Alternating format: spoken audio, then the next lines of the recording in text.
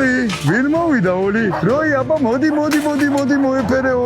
მოდი დავხოცოთ გლები, რომ ხვარი არ შეც, სხვა ადამიანი არ ჭამს. იმ გელმა რა ქნას წავიდეს და გუდულში იყიდოს გაყინული ქათამი, თუ რა გააკეთოს.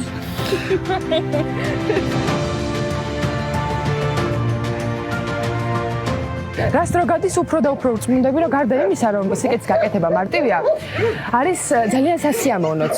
დღეს საინტერესო ადგილზე მოგიყვანეთ. მაინტერესებს როგორ წარმოგიდგენიათ ძაღლების სოფელი ან რას უნდა ემსახურებოდეს ეს პროექტი. მე გაგაცნობთ ადამიანს რომელმაც სწორედ ეს იდეა შექმნა და ხორცი შეასხა ამ არაჩვეულებრივ კანონ პროექტს. წავიდეთ და ერთად გავიცნოთ ბატონი თეიმურაზ წიქორიძე რომელიც მართლაც რომ საოცარ საქმეს ემსახურება. ჩვენი ორგანიზაცია არსებობს 2006 წლიდან. მე ვიღეთ გადაწყვეტილება ორგანიზაციაში, რომ არა კონკრეტულად თავშესაფარი, არამედ ცხოველების სოფელი შეგვექმნა. დავარქვით ცხოველების სოფელი რიში. თავშესაფარი თვითონ სიტყვაც აღარ მიყვარს. ეს ტერიტორია არის მაგაც. აქ მოსვლის უფლება აქვს მხოლოდ და მხოლოდ იმ ადამიანებს, ვინც კეთილად არის განწყობილი ცხოველებზე, ისე არ შემოუშვათ.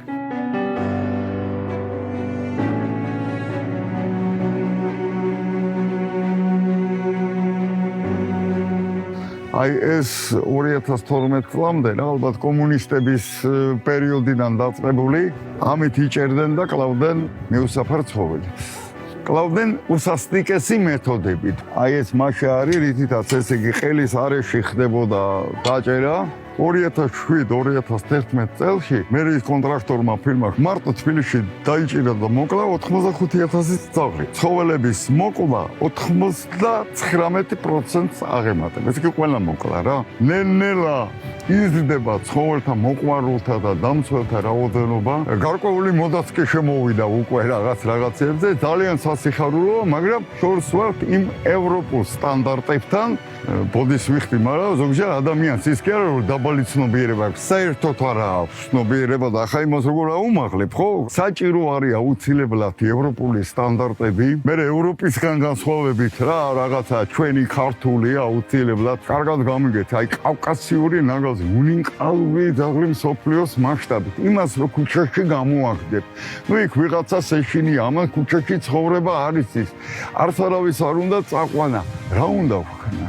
ინგლისელი გეტყვის ევთანაზია გავაკეთე რა. ისინი თავისებურად სწორედ არის. გერმანელიც მაგას გეტყვით, მაგრამ ჩვენ ამისი გაკეთების უფლება გვაქვს. აი გუშინ იყო ეს ფაქტი რა, რომ მეპატრონეს 180 თვარი მოუკლა გელმა.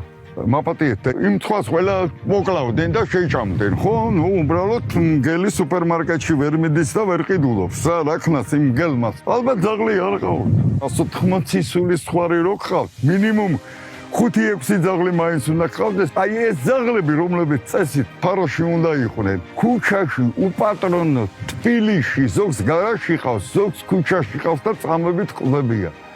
იგივე ხასკების მდგომარეობა ჩრდილოეთიდან ჩამოვიყვანეთ, ვამრავლებთ და დღეს გაივსოს საქართველოს უპატრონო მაწანწალა ხასკებით. ცოდვები ხო არიან.